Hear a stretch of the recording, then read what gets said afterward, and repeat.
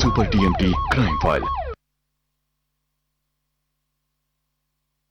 Malavalli December 20, 2012 ರಾತ್ರಿ 8 ಗಂಟೆ. ನಂದಿದು pen ಕೊಡೋ. ಹೋಗೆ ನಂದಿದು ಪೆನ್ ನಾನು ಕೊಡಲ್ಲ. ಹೋಗೆ ನಂದಿದು ಪೆನ್ ಕೊಡೋ. ನಾನು ಕೊಡಲ್ಲ. ಹೋಗೆ ಕೊಡೋ. ನನ್ನ ಪೆನ್ ಇದು ಕೊಡಿ. ನನ್ನ ಪೆನ್ ನನ್ನ ಪೆನ್ ಇದು ಕೊಡಲ್ಲ. ಹೋಗೆ ನಾನು ಕೊಡೋ. ಏನ್ರೋ ಗಲಾಟೆ ಮಾಡ್ತಾ ಇರಾ? ಸುಮ್ಮನೆ ಕೂತ್ಕೊಂಡು ಓದ್ಕೊಡ್ರು. ನೀ ಎಲ್ಲ ಹೊರಟು ಇಷ್ಟೊತ್ತಲ್ಲಿ? ಇದೇನು ಹೊಸ್ತಾ ಕೇಳ್ತಿದ್ದೀರಾ? ಅಮ್ಮನಿಗೆ ಊಟ ಕೊಡ್ಲಿಕ್ಕೆ ಹೋಗ್ತಾ ಇದ್ದೀನಿ. ನೀ ಏನು ಊಟ ಕೊಡ್ಲಿಲ್ಲ ಅಂದ್ರೆ ನೀವು ಅಮ್ಮ ಉಪವಾಸ ಸತ್ತೋಗಲ್ಲ. ಇಷ್ಟೊತ್ತಲ್ಲಿ ಎಲ್ಲೂ ಹೋಗ್ಬೇಡ, ನಡಿ ಒಳಗೆ. ನಾನೇನು ನೀವು ಸಂಪಾದನೆ ಮಾಡ್ತಂದು ಹಾಕಿದ್ದನ್ನ ನಮ್ಮ ಅಮ್ಮನಿಗೆ ತಗೊಂಡು ಹೋಗ್ತಾ ಇಲ್ಲ. ಕತ್ತೆ ತರ ಬೆಳಗ್ಗೆಯಿಂದ ನಾನ್ ದುಡಿದಿದ್ದನ್ನ ತಗೊಂಡು ಹೋಗ್ತಾ ಇರೋದು. ಏನ್ ನೀನ್ ಹೇಳ್ತಾ ಇರೋದು? ನೀನ್ ಒಬ್ಳೇನ ದುಡಿತಾ ಇರೋದು? ನಾನೇನ್ ದುಡಿತಾ ಇಲ್ವಾ? ಏನ್ ಪ್ರಯೋಜನ? 3 ಕಾಸು ಮನೆ ತನಕ ಬರೋದಿಲ್ವಲ್ಲ. ನನ್ಗೆ ಹೇಳೋಕ್ ಬರ್ಬೇಡಿ ನೀವು. ನಾಳೆ ಕಷ್ಟ ಸುಖ ಅಂದ್ರೆ ಅಮ್ಮನೇ ಬರ್ಬೇಕು. ನೋಡು, ಹೋಗ್ಬೇಡ ಅಂದ್ರೆ ಹೋಗ್ಬೇಡ. ಅಲ್ಲ, ನೀವು ಅಮ್ಮಂಗೆ ಒಂದು ಅಡ್ಗೆ ಮಾಡ್ಕೊಳಕ್ಕಾಗಲ್ವಾ? ಅದೆಲ್ಲ ನಿಮಗ್ ಬೇಕಾಗಿಲ್ಲ. ನಾನು ಹೋಗೇ ಹೋಗ್ತೀನಿ. ಹೋಗ್ಬೇಡ ಅಂತ ಹೇಳ್ತಾ ಇದ್ದೀನಿ ತಾನೆ? ನಿಮ್ದೆಷ್ಟೋ ಅಷ್ಟು ನೋಡ್ಕೊಳ್ರಿ, ನನ್ಗೆ ಹೇಳೋದಕ್ ಬರ್ಬೇಡಿ. ನೋಡು, ನಾನು ಹೇಳೋ ಮಾತನ್ನ ಕೇಳು, ಇಲ್ಲಾಂದ್ರೆ ಸರಿ ಇರಲ್ಲ. ನಾನು ಬಹಳ ಕೆಟ್ಟವನಾಗಬೇಕಾಗತ್ತೆ. ಕೈಲಿ ಏನು ಮಾಡ್ಕೊಳಕ್ಕಾಗಲ್ಲ, ಹೋಗ್ರಿ.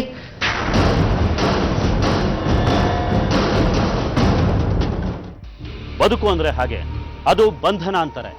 ಇಲ್ಲಿ ಅರಳೋ ಕನಸುಗಳು 100, ಬಯಕೆಗಳು 1000, ಎಲ್ಲ ಬೇಕು ಅನ್ನೋ ಹಂಬಲ.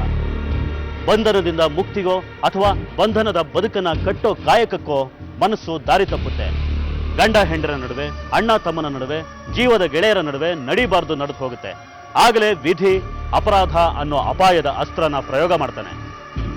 ಗೊತ್ತೇ ಇಲ್ಲದ ಹಾಗೆ ಒಂದು ಬದುಕು, ಒಂದು ಕುಟುಂಬ, ಅಪರಾಧಿಗಳು, ಅಮಾಯಕರು ಎಲ್ಲರೂ ಬಲಿಯಾಗಿರ್ತಾರೆ. ಅಂಥ ಒಂದು ಕುತೂಹಲಕಾರಿ ಕಥೆನ ನಾವಿವತ್ತು ನಿಮ್ಮ ಮುಂದೆ ತಗೊಂಡ್ಬಂದಿದ್ದೀವಿ. ಅಂದಹಾಗೆ ಈ ಕಥೆ ನಡೆದಿದ್ದು ಮಂಡ್ಯ ಜಿಲ್ಲೆಯ ಮಳವಳ್ಳಿ ತಾಲೂಕಿನ ಹಲಗೂರು ಅನ್ನೋ ಗ್ರಾಮದಲ್ಲಿ. ಅಲ್ಲಿ ಶಿವಮ್ಮ ಮತ್ತು ಬಿಳಿಗಿರಿ ದಂಪತಿಗಳ ಒಂದು ಸಂಸಾರದಲ್ಲಿ ಸಣ್ಣ ಬಿರುಕು. ಗಂಡ ಬೇಡ ಅಂದ್ರು ಶಿವಮ್ಮ ಹತ್ರದಲ್ಲೇ ಇರೋ ತಾಯಿ ಮನೆಗೆ ರಾತ್ರಿ ಊಟ ತಗೊಂಡು ಹೋಗ್ತಾಳೆ. ಆದ್ರೆ ಮುಂದೆ ನಡೆದಿದ್ದೇನು? ಡಿಸೆಂಬರ್ 21, 2012 ಬೆಳಿಗ್ಗೆ 7 ಗಂಟೆ.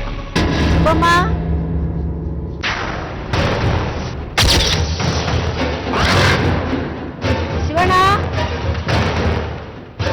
ಶಿವಣ್ಣ,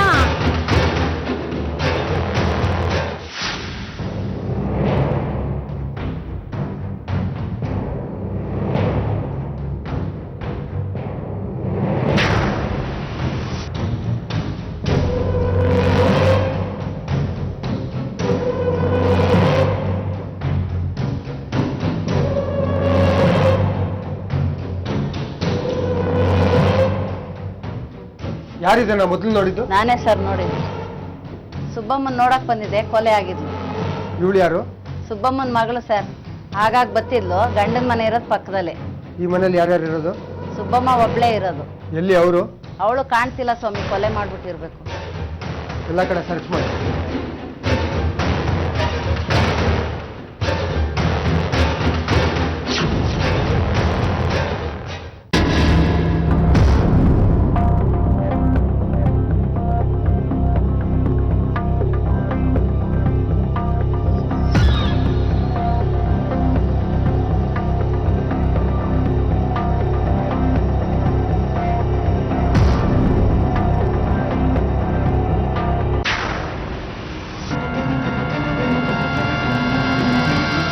ಯಾರಮ್ಮ ನೀನು?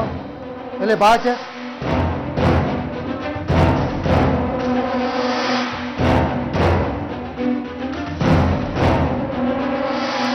ಯಾರಮ್ಮ ನೀನು?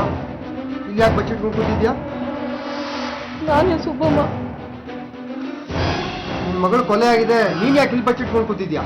ಯಾರು ನಿನ್ ಮಗಳು ಕೊಲೆ ಮಾಡಿದ್ದು?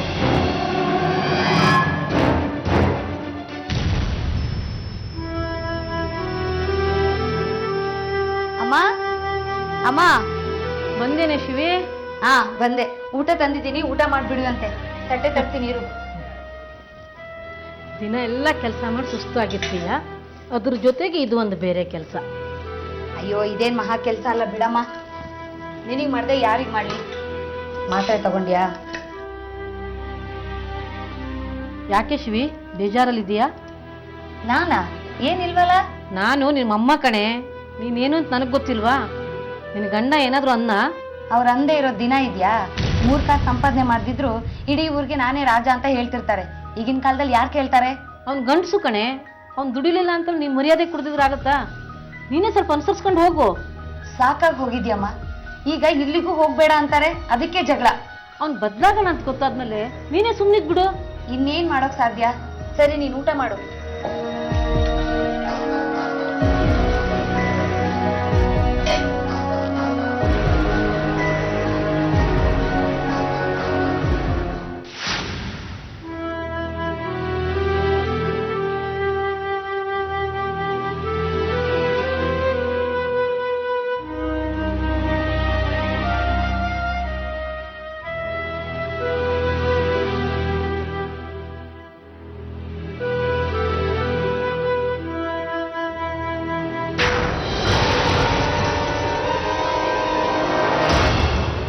ಶಿವಿ, ಶಿವಿ, ಶಿವಿ, ಎದ್ದಳೆ.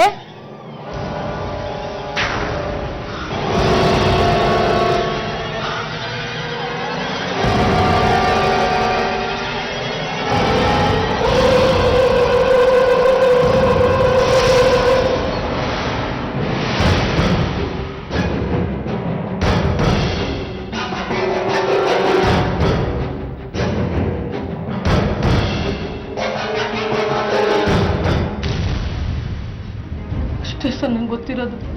ಅಂದ್ರೆ ಹೊರಗಡೆ ಕೊಲೆ ಆಗಿರೋದೇ ನಿಮಗೆ ಗೊತ್ತಾಗಿಲ್ವಾ? ಇಲ್ಲ ಸರ್, ನಿನ್ನೆ ಊಟ ಮಾಡಿ ಬೇಗ ಮಲ್ಕೊಂಡ್ಬಿಟ್ಟೆ.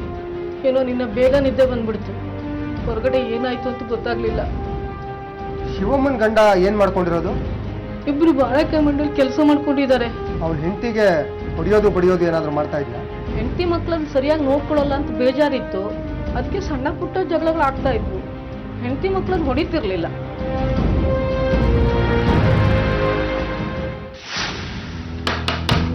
ಯಾರಿದ್ದೀರಾ ಮನೇಲಿ? ಯಾರು? ಏನೋ ಮರಿ ನಿನ್ನ ಹೆಸರು? ಕರಿಯಪ್ಪ. ಬಿಳಿಗಿರಿ ನಿಮ್ಮಪ್ಪ ತಾನೆ? ಹೌದು. ಇಲ್ಲಿ ಕರೆಯೋನ್ನ. ನಿನ್ನೆ ರಾತ್ರಿ ಹೋಗೋರು ಇನ್ನೂ ಬಂದಿಲ್ಲ. ನಿನ್ನೆ ರಾತ್ರಿ ಹೋದವನು ಇನ್ನೂ ಮನೆಗೆ ಬಂದಿಲ್ವಾ? ಎಷ್ಟು ಗಂಟೆಗೆ ಹೋದ ಅಂತ ಏನಾದ್ರು ಗೊತ್ತಾ? ಅಮ್ಮ ಅಜ್ಜಿಗೆ ಊಟ ತಗೊಂಡಾಯ್ತು. ಸ್ವಲ್ಪ ಹೊತ್ತು ಬಿಟ್ಟು ಅಪ್ಪನೂ ಹೋಯ್ತು. ಔಟೇ ಇಲ್ಲ, ಇದು ಅವಂದೇ ಕೆಲಸ. ಸರಿ, ಹೋಗುವಾಗ ಕೈಯಲ್ಲಿ ಏನಾದ್ರು ಹಿಡ್ಕೊಂಡು ಹೋದ? ಇಲ್ಲ. ಕೊಲೆ ಮಾಡಿ ತಪ್ಪಿಸ್ಕೊಂಡಿದೆ. ಎಲ್ಲೋಗ್ತಾನೆ? ಸಿಕ್ಕೇ ಸಿಗ್ತಾನೆ.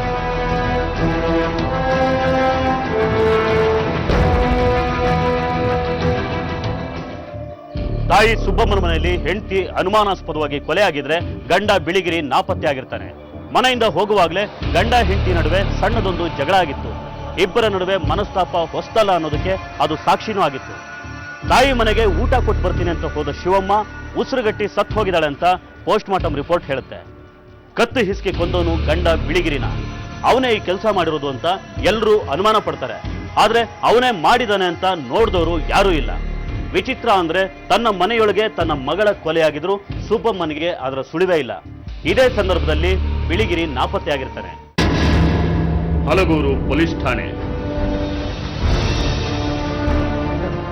ಬಿಳಿಗಿರಿ ಇಲ್ಲೇ ಪಕ್ತೂರಲ್ಲಿದ್ದಾನೆ ಅಂತ ಇನ್ಫಾರ್ಮೇಶನ್. ಪಕ್ಕೂರಲ್ಲಿ ಅಂದ್ರೆ ಇಲ್ಲಿ? ಅಲ್ಲಿ ಒಬ್ಬ ಸ್ನೇಹಿತ ಇದ್ದಾನಂತೆ ಸರ್. ಅವನ ಹತ್ರ ಕೆಲಸ ಕೇಳ್ಕೊಂಡು ಹೋಗಿದ್ದಾನೆ. ಹೋಗಿ ಒದ್ದೇಳ್ಕೊಂಬನ್ರಿ. Okay sir.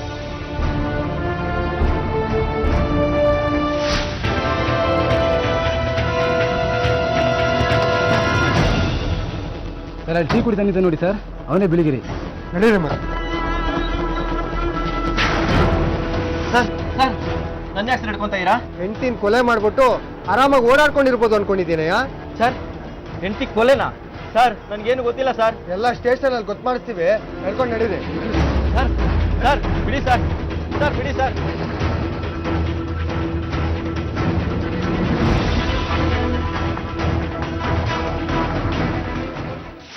ಸರ್, ಯಾಕೆ ಸರ್ ನಾನು ಹೊಡಿತಾ ಇದ್ದೀರಾ?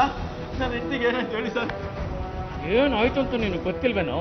ನಾಟಕ ಆಡ್ತಾ ಇದೆಯಾ? ನಾಟಕನ ಹೇಳಲೇ. ಯಾಕೋ ನೀನ್ ಹೆಂಡ್ತಿನ ಕೊಂದೆ? ಸರ್, ನಮ್ಮ ದೇವರಾಣೆ ನನ್ನ ಹೆಂಡತಿ ನಾನು ಕೊಂದಿಲ್ಲ ಸರ್. ನಿನ್ನ ಹೆಂಡತಿನ ಕೊಲೆ ಮಾಡದೆ ಸುಮ್ಮನೆ ತಲೆ ತಪ್ಪಿಸ್ಕೊಂಡು ಓಡಾಡ್ತಾ ಇದ್ದೇನೋ? ಇಲ್ಲ ಸರ್, ನನ್ನ ಹೆಂಡತಿ ನಾನು ಸರಿಯಾಗಿ ಕೆಲಸ ಮಾಡಲ್ಲ ಅಂತ ಯಾವಾಗಲೂ ಬೈತಾನೆ ಇರೋಳು ಸರ್. ಅದಕ್ಕೆ ನಾನು ಕೆಲಸ ಹುಡ್ಕೊಂಡು ಪಕ್ಕದೂರ್ಗೆ ಹೋಗಿದೆ ಸರ್. ನೀನು ಮನೆ ಬಿಟ್ಟಿದ್ದು ಯಾವಾಗ? ಅದೇ ಸರ್, ಅವತ್ತು ನನಗೂ ನನ್ನ ಹೆಂಡತಿಗೂ ಜಗಳ ಆಯ್ತಲ್ಲ ಸರ್, ಅವತ್ತೇ ಸರ್. ಅವಳು ನನ್ನ ಮಾತೇ ಕೇಳ್ತಿರ್ಲಿಲ್ಲ ಸರ್. ನಾನು ಬೇಡ ಅಂದರೂ ಅವಳು ಅವ್ರ ತಾಯಿ ಮನೆಗೆ ಊಟ ತಗೊಂಡು ಹೋದ್ಲು ಸರ್. ಅದಕ್ಕೆ ನಾನು ಬೇಜಾರಾಗಿ ಮನೆ ಬಿಟ್ಟು ಹೊರಟ್ಬಿಟ್ಟೆ ಸರ್. ನೀನು ಅವತ್ತು ರಾತ್ರಿ ಮತ್ತೆ ಮನೆಗೆ ಹೋಗ್ಲೇ ಇಲ್ವಾ? ಇಲ್ಲ ಸರ್, ಮನೆಯಿಂದ ಸೀದಾ ಬಸ್ ಸ್ಟಾಪ್ಗೆ ಹೋದೆ ಸರ್. ಅಲ್ಲಿ ನನ್ನ ಫ್ರೆಂಡು ಗಾಡಿ ತೊಗೊಂಡ್ಬಂದಿದ್ದ. ಎಷ್ಟು ಗಂಟೆಗೆ? ಸುಮಾರು 8:30 ಆಗಿರ್ಬೋದು ಸರ್. ಬೇಕಾದ್ರೆ ನನ್ನ ಫ್ರೆಂಡನ್ನು ಕೇಳಿ ಸರ್ ನೀವು. ನನ್ನ ಹೆಂಡತಿ ನಾನು ಯಾಕೆ ಸರ್ ಕೊಲೆ ಮಾಡಲಿ? ಒಂದು ದಿನ ಅವಳ ಮೇಲೆ ನಾನು ಕೈ ಎತ್ತಿಲ್ಲ ಸರ್. ಅಂಥದ್ರಲ್ಲಿ ನಾನು ಅವಳು ಕೊಲೆ ಮಾಡ್ತೀನ ಸರ್? ನೀನು ಮಾಡಲಿಲ್ಲ ಅಂದರೆ ಬೇರೆ ಯಾರೋ ಮಾಡಿರ್ತಾರೆ ಸರ್. ಅವನೇ ಮಾಡಿರ್ತಾನೆ ಸರ್. ಅವನೇ ಸರ್. ಅವನಂದ್ರೆ ಯಾರೋ?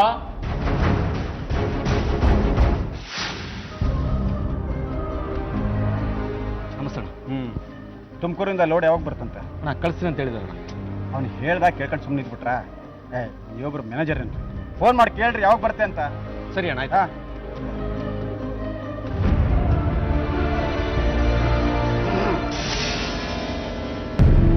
ಏನು ಶಿವಮ್ಮ, ನಿನ್ನೆ ಕೆಲಸಕ್ಕೆ ಬರಲಿಲ್ಲ? ನನ್ನ ಮಗನ ಹುಷಾರಿರ್ಲಿಲ್ಲ, ಆಸ್ಪತ್ರೆ ಕರ್ಕೊಂಡು ಹೋಗಿದ್ದೆ. ಪಾಪ. ನೀನೇನೇ ಹೇಳು ಶಿವಮ್ಮ, ನೀನು ಬರಲಿಲ್ಲ ಅಂದರೆ ಮಂಡಿಲಿ ಕಳೆನೇ ಇರಲ್ಲ. ದಿನವೆಲ್ಲ ಇರುಗಳು ಮುಖ ನೋಡ್ಕೊಂಡು ಕೂತಿರ್ಬೇಕಲ್ಲ ಅಂತ ನಾನು ಬರಲಿಲ್ಲ. ಎಲ್ಲ ಸುಳ್ಳು. ನಿಜವಾಗ್ಲೂ ಶಿವಿ, ಇಲ್ಲ ಅಂದರೆ ಮಂಡಿ ಎಲ್ಲ ಬಣಬಣ ಅಂತ ಇರುತ್ತೆ. ಈಗ ನೋಡಿ ಎಷ್ಟು ಲಕ್ಷಣವಾಗಿದೆ. ಏನೇನೋ ಮಾತಾಡ್ತೀರಪ್ಪ ನೀವು. ಏನೋ ಮುಖ ನೋಡ್ಕೊಂಡು ನಿಂತ್ಬಿಟ್ಟೆ. ಬೇಕಲ್ಲ ಲೋಡ್ ಮಾಡೋ ಆಗ.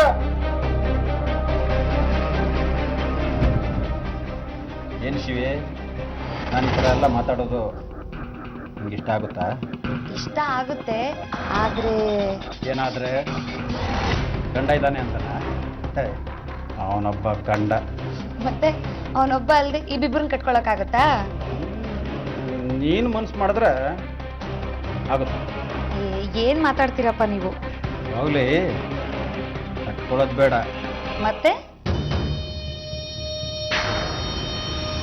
ಏಯ್, ಏನಯ್ಯ ನೀನು ಎಲ್ಲ ಇಲ್ಲೇ ಲೋಡ್ ಮಾಡ್ತಾ ಇದ್ಯಾ? ಆ ಕಡೆ ಹೋಗಿ ಲೋಡ್ ಮಾಡೋ, ಹೋಗೋ.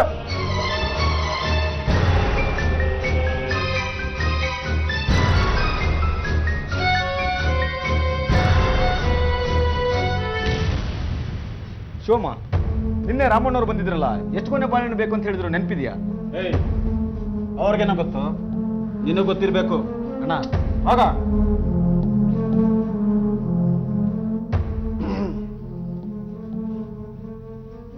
ಶಿವಮ್ಮ, ತಿಂಡಿ ಆಯ್ತಾ? ಆಗಿಲ್ಲ ಅಂದ್ರೆ ತಂದು ಕೊಡ್ತೀರೇನೋ? ಖಂಡಿತ. ನೀನು ಹ್ಞೂ ಅಂದರೆ ಹೋಟೆಲಲ್ಲಿ ತರಿಸ್ತೀನಿ. ಅದೆಲ್ಲ ಏನು ಬೇಡ, ನನ್ನ ತಿಂಡಿ ಆಯ್ತು. ಹಿಂಗೆಲ್ಲ ಚೆಕ್ ಮಾಡೋದು? ಹಿಂಗೆ. ಅಯ್ಯೋ, ಏನಾಯ್ತು? ಅಯ್ಯೋ, ಇದೇನ್ ಮಾಡ್ಕೊಂಡ್ರಿ ನೀವು?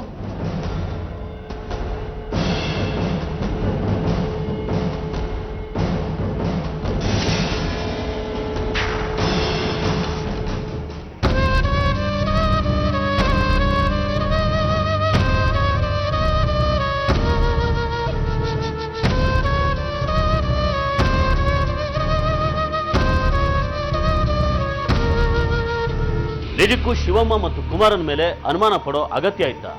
ಅವರಿಬ್ಬರ ನಡುವೆ ಬಿಳಿಗಿರಿ ಅನುಮಾನ ಪಡುವಂಥ ಸಂಬಂಧ ಇತ್ತ? ಅದು ಬಿಳಿಗಿರಿಗೂ ಗೊತ್ತಿಲ್ಲ. ಶಿವಮ್ಮನ ಸ್ವಭಾವನೆ ಹಾಗೆ, ಅವಳು ಎಲ್ಲರ ಜೊತೆ ಖುಷಿಯಿಂದ ನಗ್ನಗ್ತಾ ಮಾತಾಡ್ತಾಳೆ.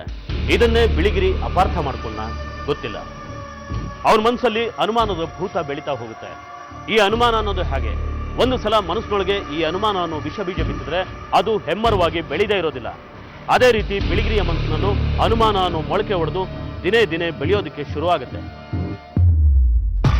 ಅಮ್ಮ ಎಲ್ರೋ? ಇನ್ನೂ ಬಂದಿಲ್ಲ ಅಪ್ಪ ಕೆಲಸದಿಂದ. ಏನೋ ಇನ್ನೂ ಬಂದಿಲ್ವಾ? ನಾನು ಒಂದಿನ ಕೆಲ್ಸಕ್ಕೆ ಹೋಗಿಲ್ಲ ಅಂದ್ರೆ ಇವ್ರು ಆಡಿದ್ದೆ ಆಟ ಆಗೋಯ್ತು. ಹೇಳೋರು ಕೇಳೋರು ಯಾರೂ ಇಲ್ಲ ಅನ್ಕೊಂಡ್ಬಿಟ್ಟಿದ್ದಾಳೆ. ಬಿಟ್ರೆ ನಿಮ್ಮಮ್ಮ ರಾತ್ರಿ ಎಲ್ಲ ಅಲ್ಲೇ ಎತ್ತಾಕಣೋ. ಬರ್ತಾ ಬರ್ತಾ ಅವಳ ಕೊಬ್ಬು ಜಾಸ್ತಿ ಆಯ್ತು. ಅವಳ ಕೊಬ್ಬನ್ನು ಹೇಗೆ ಕರಗಿಸ್ಬೇಕು ಅನ್ನೋದು ನನಗೆ ಗೊತ್ತು. ಹುಟ್ಟಿದಾಗಿಂದ ಕಷ್ಟನೇ ನೋಡಿದೆ. ಮದುವೆ ಆದ್ಮೇಲಾದ್ರೂ ಸರಿ ಹೋಗ್ಬೋದು ಅನ್ಕೊಂಡೆ, ಆದ್ರೆ ಕಷ್ಟ ಇನ್ನಷ್ಟು ಜಾಸ್ತಿ ಆಯ್ತು. ನೀವು ದೇವ್ರ ಹಾಗೆ ಬಂದು ನಂಗೆ ಸಹಾಯ ಮಾಡದೆ ಹೋಗಿದ್ದಿದ್ರೆ ನಾನು ನನ್ನ ಮಕ್ಕಳು ಬೀದಿಲಿ ಬೀಳ್ಬೇಕಾಗಿತ್ತು. ಇದೇನು ಶಿವಮ್ಮ, ಒಂದು ಸಣ್ಣ ಸಹಾಯ ಮಾಡೋದಕ್ಕೆ ಮನುಷ್ಯರನ್ನ ದೇವರು ಅಂತ ಮಾಡ್ತಾ ಹೋದರೆ ದೇವ್ರಿಗೆ ಬೆಲೆ ಇರುತ್ತೆ ಹೇಳು? ಇಷ್ಟಕ್ಕೂ ನಾನೇನು ಸುಮ್ಮನೆ ಸಹಾಯ ಮಾಡ್ತೀನಿ? ನೀವೇನ್ರಿ ಇಲ್ಲಿ? ಏನ್ ಮಾಡ್ಲಿ, ಮನೆ ಹೆಂಗ್ಸು ಕತ್ಲಾದ್ರೂ ಮನೆಗೆ ಬರ್ಲಿಲ್ಲ ಅಂದ್ರೆ ಹುಡ್ಕೊಂಡು ಬರ್ಲೇಬೇಕಲ್ಲ. ಯಜಮಾನ್ರಿಗೆ ಸ್ವಲ್ಪ ಲೆಕ್ಕ ಕೊಡೋದಿತ್ತು, ಅದಕ್ಕೆ ತಡ ಆಯ್ತು. ಏನ ಇವರು ನಿಮ್ ಯಜಮಾನ್ರ? ಹಾಗಾದ್ರೆ ನಾನು ಯಾರು? ಬಿಡಿಗ್ರಿ ಯಾಕ ಬಾಯ್ ಬಂದಂಗೆ ಮಾತಾಡ್ತಾ ಇದೀಯಾ? ಯಾಕೆ ಅಂತ ನಿಮ್ಮಿಬ್ರಿಗೆ ಗೊತ್ತಿರ್ಬೇಕಲ್ಲ. ಏಯ್ ನಡೆಯ ಮನೆಗೆ.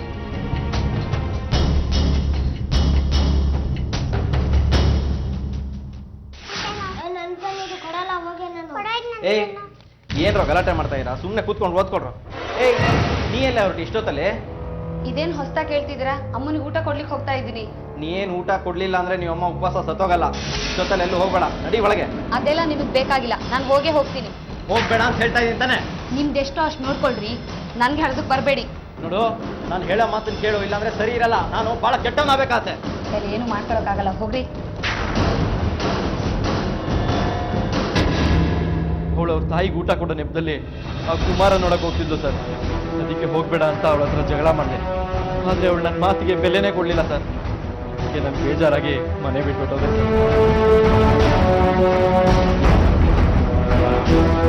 ಶಿವಮ್ಮನ ಕೊಲೆ ಮಾಡೋದಕ್ಕೆ ಯಾರಿಗಾದ್ರೂ ಕಾರಣ ಇದ್ರೆ ಅದು ಗಂಡ ಬಿಳಿಗಿರಿಗೆ ಮಾತ್ರ ಅನ್ಕೊಂಡಿದ್ದ ಪೊಲೀಸರಿಗೆ ಬಿಳಿಗಿರಿಯ ಹೇಳಿಕೆ ಮತ್ತೆ ಗೊಂದಲ ಉಂಟು ಮಾಡುತ್ತೆ. ಬಿಳಿಗಿರಿಯ ಪ್ರಕಾರ ಶಿವಮ್ಮಂಗೂ ಕುಮಾರನ್ಗೂ ಸಂಬಂಧ ಇದೆ. ಇದು ಬಿಳಿಗಿರಿಯ ಅನುಮಾನನೋ ಅಥವಾ ಸತ್ಯನೋ ಗೊತ್ತಿಲ್ಲ. ಈಗ ಪೊಲೀಸರ ತನಿಖೆಯ ದಿಕ್ಕು ಕುಮಾರನ ಮನೆ ಕಡೆ ಹೋಗುತ್ತೆ. ಯಾರಿದ್ರಿ ಮನೇಲಿ? ಎಲ್ಲಮ್ಮ ಕುಮಾರ್? ಅವ್ರ ಮನೇಲಿಲ್ಲ ಸರ್. ನಿಮ್ಗೆ ಶಿವಮ್ಮ ಗೊತ್ತು ತಾನೆ? ನಮ್ಮ ಮಂಡಿಯಲ್ಲಿ ಕೆಲಸ ಮಾಡ್ತಾರಲ್ಲ ಅವರ ತೀರ್ಕೊಂಡ್ರಂತಲ್ಲ? ಹಾ, ಅವಳೇ. ಆಕೆ ಜೊತೆ ನಿಮ್ ಗಂಡ ಹೇಗಿರ್ತಿದ್ದ? ಇದ್ರ ಬಗ್ಗೆ ನಿಮ್ಗೆ ಏನಾದ್ರೂ ಗೊತ್ತಿದ್ಯಾ? ಸತ್ಯ ಹೇಳಬೇಕು. ನನ್ನ ಗಂಡ ಅಂತವ್ರಲ್ಲ ಸರ್. ಏನೋ ಕಷ್ಟ ಅಂದ್ರೆ ಸಹಾಯ ಮಾಡ್ತಿದ್ರು. ಆಕೆ ವಿಚಾರದಲ್ಲಿ ಮನೆಯಲ್ಲಿ ಏನಾದ್ರೂ ಗಲಾಟೆ ನಡೀತಾ ಇತ್ತಾ? ಇಲ್ಲ ಸರ್. ಸರಿ, ಎಲ್ಲಮ್ಮ ಕುಮಾರ್? ಮಂಡಿಲೇ ಇರಬೇಕು. ಈ ಕೇಸ್ ಬಗ್ಗೆ ನಿಮ್ಗೆ ಏನಾದ್ರೂ ಗೊತ್ತಾದ್ರೆ ತಕ್ಷಣ ನನಗೆ ಕೇಳಿಸ್ಬೇಕು, ಆಯ್ತು ತಾನೆ? ಸರಿ ಸರ್.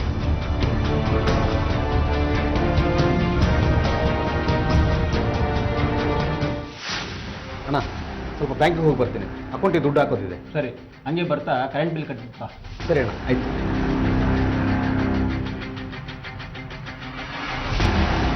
ಕುಮಾರ ಅಂದರೆ ನೀವೇನಾ?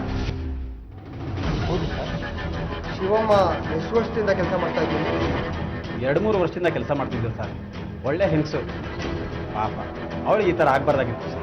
ಹೇಗಿತ್ತು ಅವಳು ನಿಮ್ಮ ಜೊತೆ? ಚೆನ್ನಾಗಿತ್ತು ಸರ್. ಎಲ್ಲರ ಜೊತೆನೂ ಹೊಂದ್ಕೊಂಡೋಗೋ ಸ್ವಭಾವ ಅವಳು. ನಿಮ್ಮ ಜೊತೆ ಹೊಂದ್ಕೊಂಡಿಲ್ಲ ಅಂತ ಕೊಲೆ ಮಾಡ್ಬಿಟ್ರಾ? ಏನು ಹೇಳ್ತಿದ್ದೀರಾ ಸರ್ ನೀವು? ನಾನು ಅವಳನ್ನ ಕೊಲೆ ಮಾಡಿದ್ದೀನ? ಮೊನ್ನೆ 20ನೇ ತಾರೀಕು ರಾತ್ರಿ ಅವಳ ತಾಯಿ ಮನೆಗೆ ಹೋಗಿ ಶಿವಮ್ಮನ ಕತ್ತಿಸಿ ಕೊಲೆ ಮಾಡಿದ್ದೀರಾ ನೀವು. ಅಯ್ಯಯ್ಯೋ, ಇದೇನು ಸರ್ ಅನ್ಯಾಯ? ಕಷ್ಟ ಅಂತ ಬಂದು ಕೆಲಸ ಕೊಟ್ಟೆ, ಈಗ ನೋಡಿದ್ರೆ ನಾನೇ ಕೊಲೆ ಮಾಡಿದ್ದೀನಿ ಅಂತ ಹೇಳ್ತಿದ್ರಲ್ಲ. ದೇವರಣೆಗೂ ಸರ್, ನಾನು ಕೊಲೆ ಮಾಡಲಿಲ್ಲ. ಎಲ್ಲ ಗೊತ್ತು, ನಡೀರಿ ಸ್ಟೇಷನ್ಗೆ. ಸರ್, ಕೊಲೆ ಆಗಿದ್ದು 20 ತಾರೀಕಲ್ವಾ ಸರ್? ನಾನು 19 ತಾರೀಕು ಮೈಸೂರಿಗೆ ಹೋಗಿ ಬಂದಿದ್ದು 22ನೇ ತಾರೀಕಿಗೆ. ಬೇಕಾಗಿದ್ದರೆ ನೋಡಿ sir, first ticket, lodge bill. ಬೇಕಾದ್ರೆ ಮೈಸೂರಿಗೆ ಹೋಗಿ ಲಾಡ್ಜಲ್ಲಿ ವಿಚಾರಿಸಿ ಸರ್.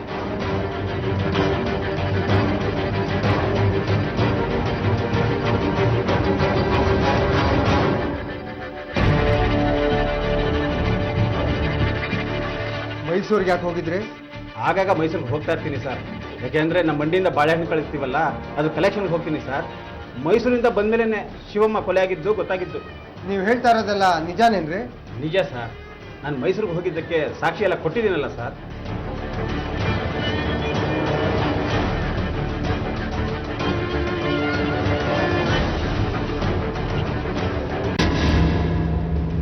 ಕುಮಾರ್ ಮೈಸೂರಿಗೆ ಹೋಗಿದ್ದೆ ನಿಜ ಆಗಿದ್ರೆ ಅವ್ರು ಏನ್ ಯಾಕೆ ಕೇಳಲಿಲ್ಲ? ಮೈಸೂರು ಲಾಡ್ಜ್ಗೆ ಹೋಗಿ ವಿಚಾರಿಸ್ಕೊಂಡ್ಬಂದೆ ಸರ್. ಆತ 3 ದಿನ ಅಲ್ಲಿದ್ದು ನಿಜ. ID ಪ್ರೂಫ್ ಕೂಡ ಕೊಟ್ಟಿದ್ದಾನೆ. ಮೊಬೈಲ್ ಟವರ್ ಲೊಕೇಶನ್ ಕೂಡ ಆತ ಅಲ್ಲಿದ್ದ ಅಂತ ಹೇಳ್ತಾರೆ. ಕೊಲೆ ಯಾರು ಮಾಡಿರಬಹುದು? ನಿಜಕ್ಕೂ ಶಿವಮ್ಮನ ತನಿಖೆ ಹೆಜ್ಜೆ ಹೆಜ್ಜೆಗೂ ಕುತೂಹಲ ಹುಟ್ಟಿಸುತ್ತೆ. ಮೊದಲು ಗಂಡ ಬಿಳಿಗಿರಿಯ ಮೇಲೆ ಅನುಮಾನ. ಅವನು ಬಾಳೆಮಂಡಿ ಓನರ್ ಕುಮಾರನ್ ಕಡೆಗೆ ಬೆರಳು ತೋರಿಸ್ತಾನೆ. ಆದ್ರೆ ಕುಮಾರ ಕೊಲೆ ನಡೆದಿನ ತಾನು ಊರಲ್ಲೇ ಇರಲಿಲ್ಲ ಅಂತ ದಾಖಲೆ ಸಮೇತ ಹೇಳ್ತಾನೆ.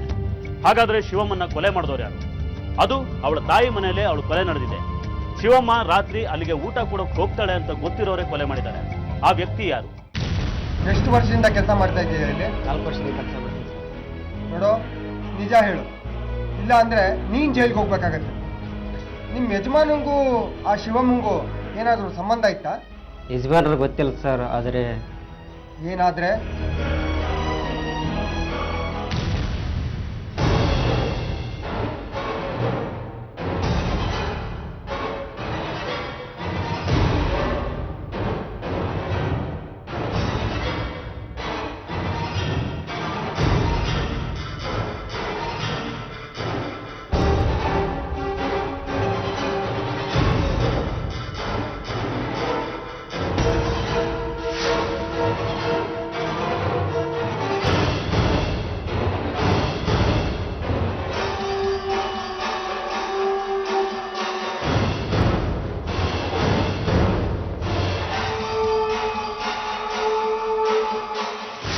ಇರಬೇಡ. ಅದೇ ಮಾಮೂಲಿ ಜಾಗ 6:30ಗೆ, ಗೊತ್ತಾಯ್ತಾ? ಯಾಕೆ? ಏಯ್, ಏನೋ ಮಾಡ್ತಾ ಇದೆಯಾ ಅಲ್ಲಿ? ಏನಿಲ್ಲ ಅಣ್ಣ. ಹೋಗು, ಅಲ್ಲಿ ಅಣ್ಣನ ಗಾಡಿ ಕ್ಲೀನ್ ಮಾಡು, ಹೋಗು. ಆಯ್ತು. ಅಂದರೆ ನಿನ್ನ ಪ್ರಕಾರ ಆ ಮ್ಯಾನೇಜರ್ಗೂ ಶಿವಮ್ಮಂಗೂ ಏನೋ ಸಂಬಂಧ ಇತ್ತಾ? ಸರ್ ಅವ್ರು ನಿಧಾನವಾಗಿ ಗುಟ್ಗುಟಾಗಿ ಮಾತಾಡ್ಕೊಂತೀವಿ ಸರ್. ಯಜಮಾನ ಇಲ್ಲದ ಅವ್ರು ಆಡಿದಾಡ್ ಸರ್. ಈಗ ಆ ರವಿ ಎಲ್ಲಿದ್ದಾನೆ? 3-4 ದಿನ ಆಯ್ತು ಸರ್, ಕೆಲಸಕ್ಕೆ ಬಂದಿಲ್ಲ. ಓ, ಕೆಲ್ಸಕ್ಕೆ ಬಂದಿಲ್ವಾ? ಅವನ ಫೋನ್ ನಂಬರ್ ಏನಾದರೂ ಇದೆಯಾ? ಇದೆ ಸರ್. ಕೊನೆಗೂ ಅಲ್ಲಿ ಇಲ್ಲಿ ಹರಿದಾಡಿದ ಅನುಮಾನ ಸುತ್ತಕೊಂಡಿದ್ದು ಕುಮಾರನ ಬಾಳೆ ಮಂಡಿಯಲ್ಲಿ ಕೆಲಸ ಮಾಡ್ತಾ ಇದ್ದ ಮ್ಯಾನೇಜರ್ ರವಿ ಮೇಲೆ. ರವಿ ಕುಮಾರನ ನಂಬಿಕಸ್ಥ ಕೆಲಸಗಾರ, ಎಲ್ಲ ವ್ಯವಹಾರ ಅವನೇ ನೋಡ್ಕೊಳ್ತಾ ಇದ್ದ. ಶಿವಮ್ಮ ಹಾಗೂ ಕುಮಾರ ಸುತ್ತಿಗೆ ಇದ್ರೂ ಕೂಡ ಕುಮಾರ ಇಲ್ಲದೆ ಇದ್ದಾಗ ರವಿ ಶಿವಮ್ಮಂಗೆ ತುಂಬಾ ಹತ್ರ ಆಗೋ ಪ್ರಯತ್ನ ಮಾಡ್ತಾ ಇದ್ದ ಅನ್ನೋದು ಅಲ್ಲಿ ಕೆಲಸ ಮಾಡ್ತಾ ಇದ್ದವರ ಅನುಮಾನ. ಪೊಲೀಸ್ನವರು ರವಿನೂ ವಿಚಾರಣೆ ಮಾಡಬೇಕು ಅಂತ ಹುಡುಕಾಡ್ತಾರೆ. ಅವನು ಕೆಲ್ಸಕ್ಕೆ ಬರದೇ ಇರೋದು ಕೂಡ ಅನುಮಾನಕ್ಕೆ ಮತ್ತೊಂದು ಕಾರಣ ಆಗುತ್ತೆ. ಪೊಲೀಸರು ರವಿನ ಹುಡುಕಾಡೋದಕ್ಕೆ ಪ್ರಾರಂಭ ಮಾಡ್ತಾರೆ. ಈ ಕಡೆ ಕೆಲ್ಸಕ್ಕೂ ಬರದೇ ಇರೋ ರವಿ ಮನೇಲೂ ಇರೋದಿಲ್ಲ. ಅವನ ನಾಪತ್ತೆ ಸಾಕಷ್ಟು ಅನುಮಾನಗಳನ್ನ ಹುಟ್ಟಿಸುತ್ತೆ. ಪೊಲೀಸರು ರವಿ ಮೊಬೈಲ್ ನಂಬರ್ಗೆ ಕಾಲ್ ಮಾಡ್ತಾರೆ. ಮೊಬೈಲ್ ರಿಂಗ್ ಆಗ್ತಿದ್ರು, ರವಿ ರಿಸೀವ್ ಮಾಡ್ತಿರಲಿಲ್ಲ. ಕೊನೆಗೆ ಅವನ ಮೊಬೈಲ್ ಟವರ್ ಲೊಕೇಶನ್ ಟ್ರೇಸ್ ಮಾಡಿದಾಗ ಅವನು ಅದೇ ಊರಲ್ಲಿದ್ದಾನೆ ಅನ್ನೋದು ಗೊತ್ತಾಗುತ್ತೆ. ಕೊನೆಗೂ ಪೊಲೀಸರು ರವಿನ ಅರೆಸ್ಟ್ ಮಾಡ್ತಾರೆ. ಆಗ ರವಿ ಮತ್ತೊಂದು ಸತ್ಯ ಬಾಯ್ಬಿಡ್ತಾನೆ. ಶಿವಮ್ಮನ್ ನೀನೇ ತಾನೇ ಕೊಲೆ ಮಾಡಿದ್ದು, ಯಾಕೆ ಕೊಲೆ ಮಾಡಿದೆ? ಸರ್, ನಾನ್ಯಾಕೆ ಸರ್ ಶಿವಮ್ಮನ ಕೊಲೆ ಮಾಡಲಿ? ನಾನು ಕೊಲೆ ಮಾಡಿಲ್ಲ ಸರ್. ಯಾಕಂದ್ರೆ ನಿನಗೂ ಶಿವಮ್ಮನಿಗೂ ಸಂಬಂಧ ಇತ್ತು.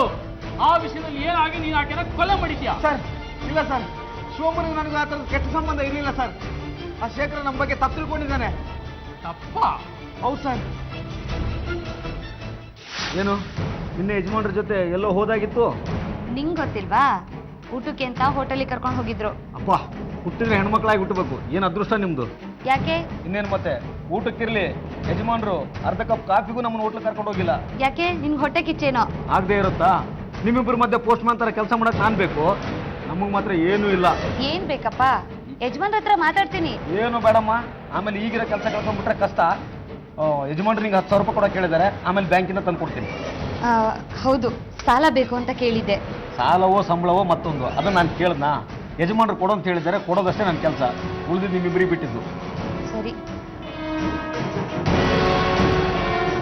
ಸೋಮ, ತಗೋ ಈ ದುಡ್ಡು.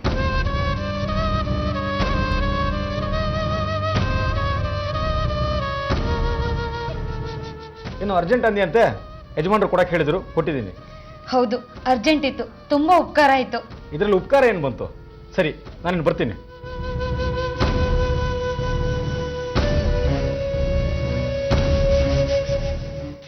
ಸೋಮ, ಅವ್ನು ಸ್ವಲ್ಪ ಕಂತ್ರಿ, ಹುಷಾರಾಗಿರು. ಎಲ್ಲ ಗಂಡಸರು ಒಂದೇ. ನಾನು ಹಾಗಲ್ಲಮ್ಮ, ರಾಮನ ಬಂಟ ಹನುಮಂತ ಇದ್ದಂಗೆ. ಯಜಮಾನ್ರು ಏನು ಹೇಳ್ತಾರೋ ಅದನ್ನು ಮಾಡೋದಷ್ಟೇ ನನ್ನ ಕೆಲಸ. ಸಂಜೆ 6:30ಗೆ ಅದೇ ಮಾಮೂಲಿ ಜಾಗ. ಯಜಮಾನ್ರು ಕಾಯ್ತಾ ಇರ್ತಾರೆ, ಹೋಗೋದನ್ನು ತಪ್ಪಿಸ್ಬೇಡ, ಆಮೇಲೆ ನನಗೆ ಬೆಂಡೆತ್ತಾರೆ. ಸರಿ ಸರಿ. ನಿಮ್ಮ ಯಜಮಾನ್ರಿಗೂ ಮಾಡಕ್ ಬೇರೆ ಕೆಲಸ ಇಲ್ಲ, ನಮಗೂ ಅವ್ರ ಮಾತು ಕೇಳದೆ ವಿಧಿ ಇಲ್ಲ.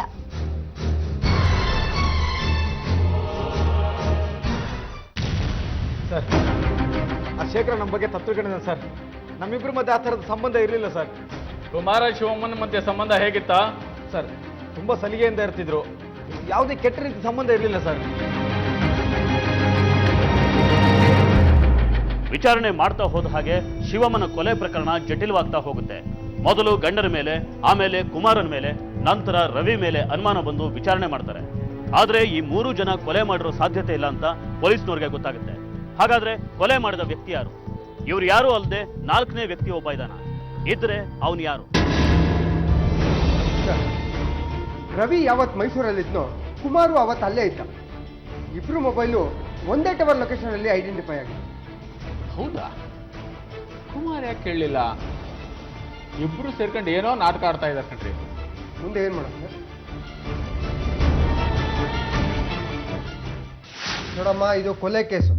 ಸತ್ಯ ಮುಚ್ಚಿಟ್ರೆ ಅದಕ್ಕೂ ಶಿಕ್ಷೆ ಆಗತ್ತೆ. ಅವತ್ತು ಏನು ನಡೀತು ಅಂತ ಹೇಳ್ಬಿಡು. ನೋಡು, ನೀನು ನೋಡಿದ್ರೆ ಏನೋ ಮುಚ್ಚಿಡ್ತಾ ಇದೆಯಾ ಅಂತ ನನಗನ್ಸುತ್ತೆ. ನಾನೇನು ಮುಚ್ಚಿಟ್ಟಿಲ್ಲ ಸರ್. ನಿಮ್ಮ ಮಗಳಿಗೆ ಬೇರೆಯವ್ರ ಜೊತೆ ಸಲಿಗೆ ಸಂಬಂಧ ಏನಾದರೂ ಇತ್ತಾ? ನಿಮ್ಮ ಮಗಳ ಮರ್ಯಾದೆ ಹೋಗುತ್ತೆ ಅಂತ ಏನಾದರೂ ನೀವು ಸುಮ್ಮನೆ ಇದ್ದರೆ ಕೊಲೆ ಮಾಡಿದವನಿಗೆ ಶಿಕ್ಷೆ ಆಗೋದಿಲ್ಲ. ನಿಜ ಹೇಳ್ಬಿಡು. ಸರ್, ನನಗೆ ಗೊತ್ತಿರೋದೆಲ್ಲ ಹೇಳಿದ್ದೀನಿ. ನೋಡಮ್ಮ, ಈ ವಯಸ್ಸಲ್ಲಿ ನಿನ್ನ ಸ್ಟೇಷನ್ಗೆ ಕರ್ಕೊಂಡೋಗಿ ಬಾಯಿ ಬಿಡಿಸೋದು ಚೆನ್ನಾಗಿರೋದಿಲ್ಲ. ನಿಜ ಹೇಳ್ಬಿಡು. ಇಲ್ಲದೇ ಇದ್ದರೆ ನಮಗೆ ಬೇರೆ ದಾರಿ ಇಲ್ಲ. ಬೇಡ ಸರ್, ನನಗೆ ಗೊತ್ತಿರೋದೆಲ್ಲ ಹೇಳ್ಬಿಡ್ತೀನಿ. ಹೇಳು. ನನ್ನ ಹತ್ರ ಲಕ್ಷ ಲಕ್ಷ ತಗೊಂಡು ಈಗ ಬಡ್ಡಿ ಕೊಟ್ಟು ಒಳ್ಳೆ ಸಂಪಾದನೆ ಮಾಡ್ತಿದ್ಯಾ? ಹೇ, ನಾನು ಕೊಟ್ಟು ದುಡ್ಡು ವಾಪಸ್ ಕೊಡೆ. ನೀನೇನ್ ಸುಮ್ಮನೆ ಕೊಟ್ಟಿಲ್ಲ ದುಡ್ಡನ್ನ, ನಾಚಿಕೆ ಆಗಲ್ವಾ ವಾಪಸ್ ಕೇಳೋದಕ್ಕೆ? ಯಾಕೆ ನಟನ ಮಾಡ್ತಾ ಇದೀಯಾ? ನಾಟಕ ಮಾಡಬೇಡ.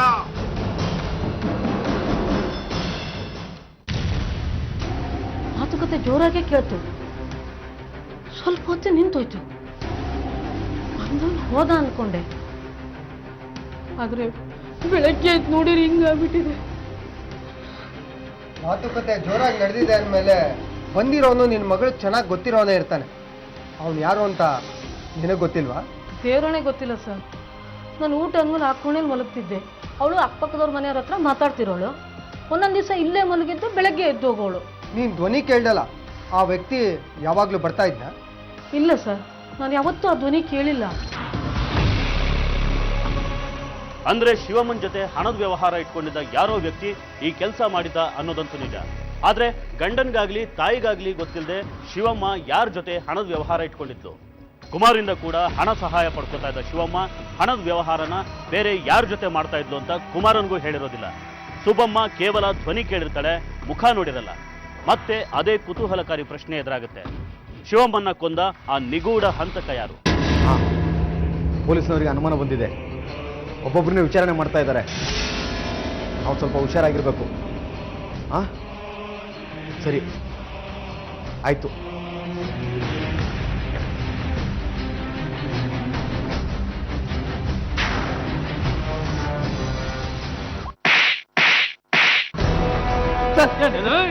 ನೀನು ಬುದ್ಧಿವಂತ ಅಂತ ತಿಳ್ಕೊಂಡಿದ್ಯಾ ಮಗನೇ? ನಿಜ ಹೇಳಿದ್ರೆ ಸರಿ, ಇಲ್ಲಾಂದ್ರೆ ಹೊರಗಡೆ ಹಾಕೊಂಡು ರುಬ್ಬಿಡ್ತೀನಿ. ಸರ್ ಹೇಳ್ತೀನಿ ಸರ್, ಹೇಳ್ತೀನಿ ಸರ್, ಹೇಳ್ತೀನಿ. ರೀ, ಶಿವಮ್ಮ ಯಾರ್ರಿ? ನಮ್ಮೊಳೆ ಅಲ್ವೇನ್ರಿ? ಅವಳ ಕಷ್ಟ ಬಂದ್ರೆ ನಾವೇ ನೋಡ್ಕೋಬೇಕನ್ರಿ. ರೀ, ಶಿವಮ್ಮಂಗಿಲ್ದಿರೋ ದುಡ್ಡು ನಮ್ಗೆ ಯಾಕ್ರಿ? ಅವಳು ಎಷ್ಟು ಕೇಳ್ತಾಳೋ ಅಷ್ಟು ಕೊಟ್ಟು ಕಳಿಸಿ. ಆಯ್ತಣ್ಣ, ನಾನು ಅದನ್ನೇ ಹೇಳಿದೆ, ಅಣ್ಣನ ಯಾಕೆ ಕೇಳ್ತೀಯ, ನನ್ನನ್ನೇ ಕೇಳು ಅಂತ. ರೀ, ನೀವ್ಹೆಂಗ್ರಿ ಕೊಡ್ತೀರ? ನೀವೆಂಗ್ ಕೊಡ್ತೀರಾ? ಶಿವಮ್ಮ ನನಗೆ ಕೇಳಬೇಕು, ನಾನು ನಿಮ್ಗೆ ಹೇಳಬೇಕು, ಆಮೇಲೆ ನೀವು ಅವಳು ಕೊಡಬೇಕು ಅಲ್ವಾ ಶಿವಮ್ಮ? ಏನೋ ನಿಮ್ಗೇನ್ ಸರಿ ಅನ್ಸುತ್ತೋ ಹಾಗೆ ಮಾಡಿ. ಗಿಣಿ ಮರಿ ನಾಚಿಕೆ ನೋಡು. ರೀ ಮ್ಯಾನೇಜರ್, ಈ ವಿಚಾರ ಮನೆಗೆ ಗೊತ್ತಾಗ್ಬಾರ್ದು. ಅಣ್ಣ, ನಂಗೆ ಅಷ್ಟು ಗೊತ್ತಾಗಲ್ವೇನಣ್ಣ? ನೋಡಿ. ಸರಿ ಅಣ್ಣ, ಬರ್ತೀನಿ.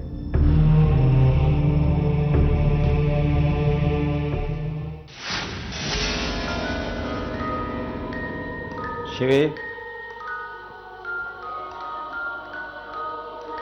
ಹೋದ ಜನ್ಮದಲ್ಲಿ ನಾಯಿ ಆಗಿದ್ದೆ ಅನ್ಸುತ್ತೆ ನೀನು. ಯಾಕೆ ಹಂಗಂತೀಯ? ಮತ್ತೆ ನಾನು ಬಂದ ಕೂಡಲೇ ನನ್ನ ಹಿಂದೆನೇ ಓಡ್ ಬಂದಿಯಲ್ಲ, ವಾಸನೆ ಹಿಡ್ಕೊಂಬರೋ ನಾಯಿ ಥರ. ಅಲ್ಲ ಚಿನ್ನ, ನಿನ್ನ ಘಮ ಘಮ ಪರಿಮಳ ಮೂಗಿಗೆ ಬಡಿತಾ ಇದೆ. ಬರದೆ ಏನು ಮಾಡಲಿ, ಬರಬೇಕಾಯ್ತು. ಬಿಡಿ. ಮನೇಲಿ ಮಕ್ಕಳಿದಾರ? ಯಾರೂ ಇಲ್ಲ. ಮತ್ತೆ ಬಿಡು, ಫ್ರೀ ಆಯ್ತಲ್ಲ. ಬಿಡಿ, ಏನು ಮಾಡ್ತಿದ್ದೀರಾ? ದುಡ್ಡು ತಂದ್ರಾ? ಅದಕ್ಕೆ ಇಷ್ಟು ಬಿಗುಮಾನನ?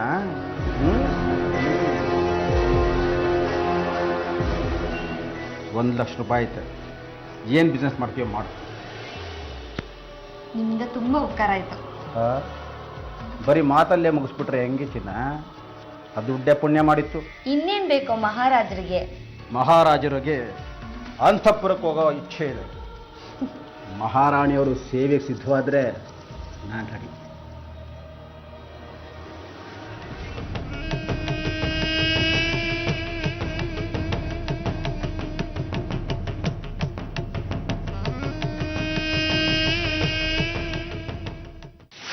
ಸರ್, ಶಿವಮ್ಮನಿಗೂ ನಮ್ಮ ಯಜಮಾನ್ರಿಗೂ ಸಂಬಂಧ ಇದ್ದಿದ್ದೇನೋ ನಿಜ. ಅವರಿಬ್ಬರಿಗೆ ನಾನೇ ಸಹಾಯ ಮಾಡ್ತಿದ್ದೆ ಸರ್. ಆದರೆ ಅವಳು ಕೊಲೆ ಮಾಡಿದ್ರಲ್ಲಿ ನಂದೇನು ಪಾತ್ರ ಇಲ್ಲ ಸರ್. ಅವತ್ತು ನಾನು ಮೈಸೂರಲ್ಲಿದ್ದೆ ಸರ್. ನಿಜ ಹೇಳೋ, ಕೊಲೆ ಆಗೋದಕ್ಕಿಂತ ಕರೆಕ್ಟಾಗಿ ಒಂದು ದಿನ ಮುಂಚೆ ನೀವಿಬ್ರು ಮೈಸೂರಿಗೆ ಹೋಗಿದ್ದೀರಾ. ಯಾಕೆ ಸರ್ ಇಬ್ಬರಲ್ಲ ಸರ್. ಮತ್ತೆ ರವಿ ರವಿ ಅಣ್ಣ, ನೀನೀಗ ಮೈಸೂರಿಗೆ ಹೋಗ್ತೇನೆ, ಅಲ್ಲಿ ಕಲೆಕ್ಷನ್ ಇದೆ, ತಗೋ ದುಡ್ಡು ಇಟ್ಕೊ. ಸರಿ ಅಣ್ಣ ಹೋಗ್ತೀನಿ. ಲಾಡ್ಜಲ್ಲಿ ರೂಮ್ ಬುಕ್ ಮಾಡ್ತೀನಿ. ನಾನು ಅಲ್ಲಿದ್ದೀನಿ, ನನ್ನ ಹತ್ರ ರೆಕಾರ್ಡ್ಸ್ ಇರಬೇಕು, ಓಕೆನಾ? ಲಾಡ್ಜಲ್ಲಿ ಏನಾದ್ರೂ ID ಪ್ರೂಫ್ ಕೇಳಿದ್ರೆ ಈ ನಾನು DL ಕೊಟ್ಟು ತಗೋ, ಮೊಬೈಲ್ ಇಟ್ಕೊ. ಏನೇ ಕಾಲ್ ಮಾಡಬೇಕಂದ್ರೂ ಈ ಮೊಬೈಲಿಂದನೇ ಕಾಲ್ ಮಾಡಬೇಕು. ಯಾಕಣ್ಣ? ಅದೆಲ್ಲ ಆಮೇಲೆ ಹೇಳ್ತೀನಿ. ಅವರು ಈ ವಿಷಯ ಯಾರಿಗೂ ಗೊತ್ತಾಗಬಾರ್ದು. ಹುಷಾರು.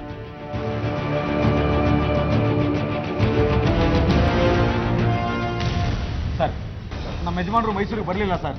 ಅವ್ರ ಹೆಸರಲ್ಲಿ ನಾನು ಒಬ್ಬನೇ ಹೋಗಿ ಬಂದೆ. ಓ, ನಿಮ್ಮ ಯಜಮಾನ ತುಂಬಾ ಬುದ್ಧಿವಂತ ಇರ್ಬೇಕಲ್ವಾ?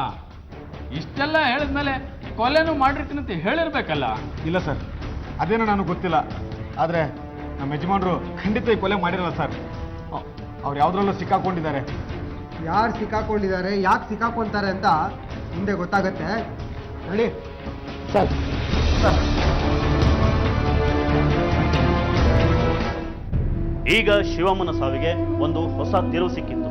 ಶಿವಮ್ಮ ಕುಮಾರನ್ ಜೊತೆ ಸಂಬಂಧ ಇಟ್ಕೊಂಡಿದ್ದು ಅಂತ ಗಂಡನ್ಗೆ ಅನುಮಾನ ಇತ್ತು. ಅವರಿಬ್ರು ಸಲಿಗೆಯಿಂದ ಇದ್ರು ಅಂತ ಅಲ್ಲಿ ಕೆಲಸ ಮಾಡ್ತಾ ಇದ್ದವರು ಹೇಳಿದ್ರು. ಆದ್ರೆ ಈಗ ಶಿವಮ್ಮ ಮತ್ತು ಕುಮಾರನ ನಡುವೆ ಅನೈತಿಕ ಸಂಬಂಧ ಇದ್ದಿದ್ದು ನಿಜ ಅಂತ ರವಿ ಹೇಳಿದ್ದಾನೆ. ಆದ್ರೆ ಶಿವಮ್ಮನ ಕೊಲೆನ ನಿಜಕ್ಕೂ ಕುಮಾರನೇ ಮಾಡಿದ್ನ? ಅವನಿಗೆ ಶಿವಮ್ಮನ ಕೊಲೆ ಮಾಡೋ ಅಗತ್ಯ ಏನಿತ್ತು? ಇದಕ್ಕೆ ಕುಮಾರನ್ ಮೂಲಕನೇ ಉತ್ತರ ಹುಡುಕ್ಬೇಕು. ಇಷ್ಟಕ್ಕೂ ಕುಮಾರ ತನ್ನ ಹೆಸರಲ್ಲಿ ರವಿನ ಮೈಸೂರಿಗೆ ಕಳಿಸಿದ್ಯಾಕೆ? ಇದಕ್ಕೂ ಉತ್ತರ ಹೇಳಬೇಕಾದನು ಅದೇ ಕುಮಾರ.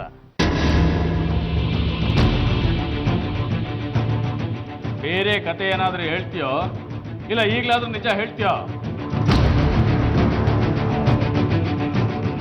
ಹೇಳ್ತೀನಿ ಹೇಳ್ತೀನಿ. ಬರ್ಕೊಳ್ರಿ.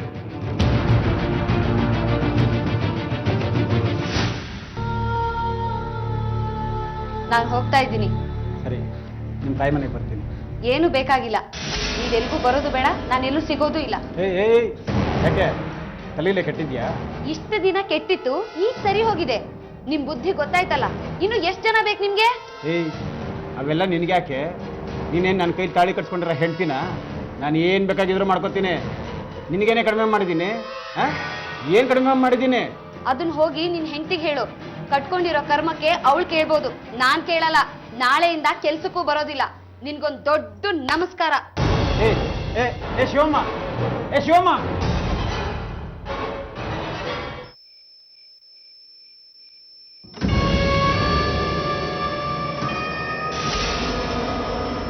ನೋಡು, ನನ್ ದಾರಿಗೆ ಅಡ್ಡ ಬರ್ಬೇಡ ಅಂತ ಹೇಳಿದ್ದೀನಿ ನಾನು ನಿಂಗೆ. ನನ್ನ ದಾರಿ ತಪ್ಪಿಸ್ತೋಳು ನೀನು. ದಾರಿ ತಪ್ಪಿದವರು ಯಾರ ದಾರಿಗೆ ಬೇಕಾಗಿರೋ ಅಡ್ಡ ಬರ್ಬೋದು ಚಿನ್ನ.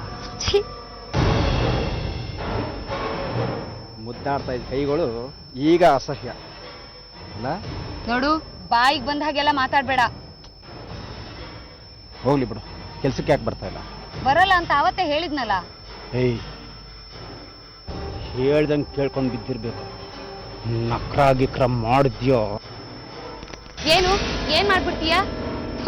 ನಿನ್ ಮುಖ ನೋಡೋಕ್ಕೂ ಅಸಹ್ಯ ಆಗುತ್ತೆ.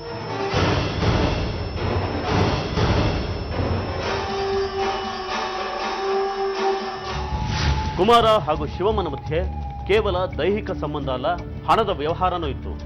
ಮೊದಲು ಅವಳಿಗೆ ಕುಮಾರ ಲೆಕ್ಕ ಇಲ್ಲದ ಹಾಗೆ ಕೇಳ್ದಾಗ್ಲೆಲ್ಲ ಹಣ ಕೊಡ್ತಾ ಇದ್ದ. ಕೊನೆಗೆ ಕುಮಾರ ಅವಳಿಗೆ ಹಣ ಕೊಡೋದನ್ನ ಕಡಿಮೆ ಮಾಡಿದ್ದ. ಕಾರಣ ಶಿವಮ್ಮ ಇವನ್ ಕೊಟ್ಟ ಹಣನ ಬಡ್ಡಿಗೆ ಬಿಟ್ಟು ಅದರಿಂದ ಹಣ ಸಂಪಾದನೆ ಮಾಡ್ತಾ ಇತ್ತು. ಇದು ಕುಮಾರನ ಕಣ್ಕುಕ್ಕತೆ.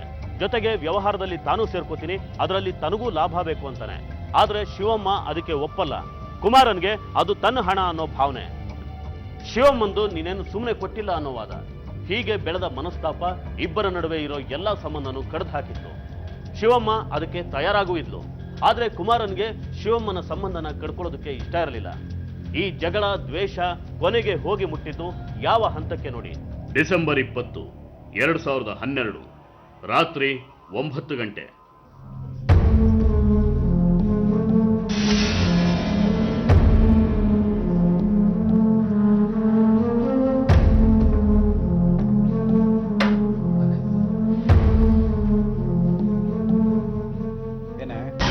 ಏಯ್, ನನ್ನ ಹತ್ರನೇ ಆಟ ಆಡ್ತಿದ್ಯಾ? ನಾನು ಯಾರು ಅಂತ ಗೊತ್ತು ತಾನೆ ನಿನಗೆ? ನೀನ್ ಅಷ್ಟೇ ಅಲ್ಲ, ನಿನ್ ಇಡೀ ಜಾತಕನೇ ಗೊತ್ತು ನನ್ಗೆ. ಇಲ್ಲಿಗೆ ಯಾಕೆ ಬಂದೆ ಈಗ? ನನ್ಗೂ ನಿನ್ಗೂ ಯಾವ ಸಂಬಂಧ ಅಂತ ಹೇಳಿರ್ಲಿಲ್ವಾ? ಏಯ್, ಇಲ್ಲ ಅಂದ್ರೆ ಸುಮ್ಮನೆ ಬಿಟ್ಬಿಡಕ್ಕಾಯ್ತದ? ಇಷ್ಟ ದಿನ ತಗೊಳ್ಳುವಾಗ ಚೆನ್ನಾಗಿತ್ತ? ಚೆನ್ನಾಗಿ ಅನ್ಭವಿಸ್ಬಿಟ್ಟೆ, ಅವಾಗ ಚೆನ್ನಾಗಿತ್ತು ಅಲ್ಲ? ಏಯ್, ನಾನು ಕೊಟ್ಟದ್ದನ್ನೆಲ್ಲ ವಾಪಸ್ ಕೊಡೋ. ಕೊಟ್ಟಿದ್ದು ತಗೊಂಡಿದ್ದನ್ನೆಲ್ಲ ಲೆಕ್ಕ ಹಾಕ್ಬೇಕಾಗಿಲ್ಲ ಈಗ. ಇಲ್ಲಿಂದ ನೀನು ಹೋದ್ರೆ ಸರಿ. ಅಲ್ಲ ಕಣಲೇ, ಮಂಡಿಲಿ ಚಿಲ್ಲರೆ ಕಾಸು ಎಣಿಸ್ತಾ ಇದ್ದೆ ನೀನು.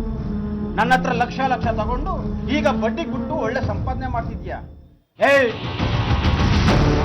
ದುಡ್ಡು ವಾಪಸ್ ಕೊಡ. ನೀನೇನ್ ಸುಮ್ನೆ ಕೊಟ್ಟಿಲ್ಲ ದುಡ್ಡನ್ನ. ನಾಚಿಕೆ ಆಗಲ್ವಾ ವಾಪಸ್ ಕೇಳೋದಿಕ್ಕೆ? ಯಾಕೆ ನಕ್ರ ಮಾಡ್ತಾ ಇದೀಯಾ? ನಾನು ಹೇಳ್ದಂಗೆ ಕೇಳ್ಕೊಂಡು ಬಿದ್ದಿರು, ನಾಟಕ ಮಾಡಬೇಡ. ನೋಡು, ನಾಟಕ ಆಡ್ತಾ ಇರೋದು ನೀನು. ಇಲ್ಲಿಂದ ಹೋದ್ರೆ ಸರಿ, ಇಲ್ಲ ಅಂದ್ರೆ ಪೊಲೀಸ್ ಕಂಪ್ಲೇಂಟ್ ಕೊಡ್ಬೇಕಾಗುತ್ತೆ. ಏಯ್, ಪೊಲೀಸ್ನವ್ರ ಹತ್ರ ಹೋದ್ರೆ ನಿನ್ನ ಮರ್ಯಾದೆನೂ ಹೋಗುತ್ತೆ. ಯಾರ್ ಮರ್ಯಾದೆ ಹೋಗುತ್ತೆ ಅಂತ ಗೊತ್ತಾಗುತ್ತೆ ಈಗ. ನೀನ್ ಇಲ್ಲಿಂದ ಹೋಗದೆ ಇದ್ರೆ ನಿನ್ ಮರ್ಯಾದೆ ಹರಾಜ್ ಹಾಕ್ತೀನಿ. ನಿನ್ನ ಏನ್ ಮಾಡ್ಬೇಕು ಅಂತ ನನ್ನ ಗೊತ್ತು.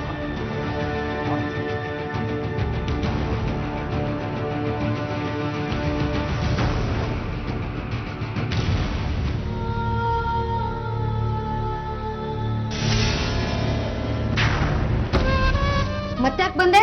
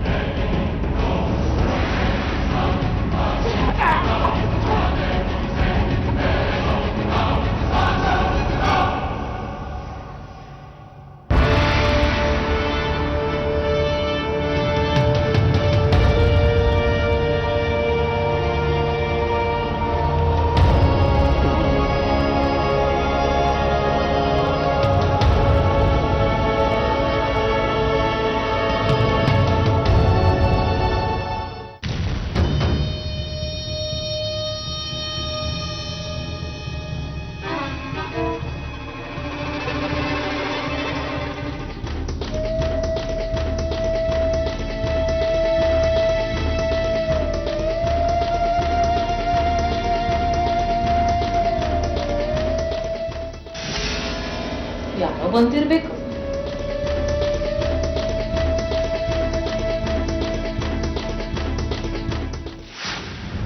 Statement sign ಮಾಡಿಸ್ಕೊಳ್ರಿ.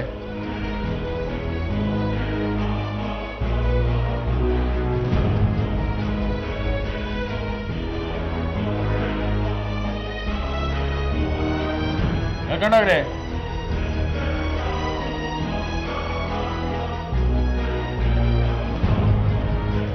ಎಂಥ ದುರಂತ ನೋಡಿ. ನೈತಿಕವಾಗಿರೋದನ್ನ ಉಳಿಸ್ಕೊಳ್ಳೋದು ಕಷ್ಟ, ಅಂಥದ್ರಲ್ಲಿ ಅನೈತಿಕವಾಗಿರೋದನ್ನ ಉಳಿಸ್ಕೊಳ್ಳೋದಕ್ಕೆ ಸಾಧ್ಯನಾ? ಖಂಡಿತ ಸಾಧ್ಯ ಇಲ್ಲ. ತಪ್ಪು ಶಿವಮ್ಮನ ಗಂಡ ಬಿಳಿಗಿರಿದು ಇರಬಹುದು. ಆತನ ಬೇಜವಾಬ್ದಾರಿನ ಸಹಿಸೋದು ಶಿವಮ್ಮನಿಗೆ ಕಷ್ಟ ಆಗಿತ್ತು ನಿಜ. ಆದ್ರೆ ಅದಕ್ಕೆ ಆಕೆ ಕಂಡುಕೊಂಡ ಪರಿಹಾರದ ದಾರಿ ಮಾತ್ರ ಸೂಕ್ತವಾದದ್ದಾಗಿರಲಿಲ್ಲ. ಇನ್ನು ಗಂಡ ಹೆಂಡತಿ ಜೊತೆಯಾಗಿ ಬದುಕೋದು ಸಾಧ್ಯನೇ ಇಲ್ಲ ಅಂತಂದ್ರು ಬೇರೆಯಾಗಿ ಬದುಕೋದಕ್ಕೆ ಕಾನೂನಿನ ಮೂಲಕ ಅವಕಾಶ ಪಡ್ಕೋಬಹುದು. ಆದ್ರೆ ಇದೆಲ್ಲಾನು ಮೀರಿ ಕ್ರೂರವಾಗಿ ವರ್ತನೆ ಮಾಡಿದ್ದು ಕುಮಾರ. ತನಗೆ ಬೇಕಾದ ಹಾಗೆ ಶಿವಮ್ಮನ್ನ ಬಳಸ್ಕೊಂಡ ಕುಮಾರ ಆಕೆನ ಕೊಂದೇ ಬಿಡ್ತಾನೆ. ಇದರಿಂದ ಅವನು ಸಾಧಿಸಿದಾದ್ರೂ ಏನು? ಸತ್ತ ಶಿವಮ್ಮ ಹೇಗೋ ಅವನು ಸಿಗೋದಿಲ್ಲ, ಅವನು ಜೈಲಿನಲ್ಲಿ ಕುಳಿಬೇಕು. ಇದೆಲ್ಲದರ ಮಧ್ಯೆ ಯಾವ ತಪ್ಪು ಮಾಡದೇ ಇರೋ ಕುಮಾರನ ಹೆಂಡತಿ, ಶಿವಮ್ಮನ ಗಂಡ, ಮಕ್ಕಳು, ತಾಯಿ ಎಲ್ಲರೂ ನೋವಿನ ಶಿಕ್ಷೆ ಅನುಭವಿಸಬೇಕು. ಇಷ್ಟೆಲ್ಲ ಅನಾಹುತಗಳಾಗೋ ಮೊದಲು ಶಿವಮ್ಮ ಆಗಲಿ ಕುಮಾರ ಆಗಲಿ ಸಮಾಧಾನವಾಗಿ ಯೋಚನೆ ಮಾಡಬೇಕಾಗಿತ್ತು. ಯೋಚನೆ ಮಾಡದೇ ಇರೋ ಪರಿಣಾಮನೇ ಈ ದುರಂತ ಕತೆ. ಇದು ಇವತ್ತಿನ ಕ್ರೈಮ್ ಫೈಲ್. ಮುಂದಿನ ಸಂಚಿಕೆಯಲ್ಲಿ ಮತ್ತೊಂದು ವಿಭಿನ್ನ ಕುತೂಹಲಕಾರಿ ಸತ್ಯಕಥೆಯೊಂದಿಗೆ ಮತ್ತೆ ಮುಂದೆ ಬರ್ತೀವಿ. ನಾವು ಕತೆ ಹೇಳ್ತೀವಿ, ನೀವೆಚ್ಚರವಾಗಿರಿ.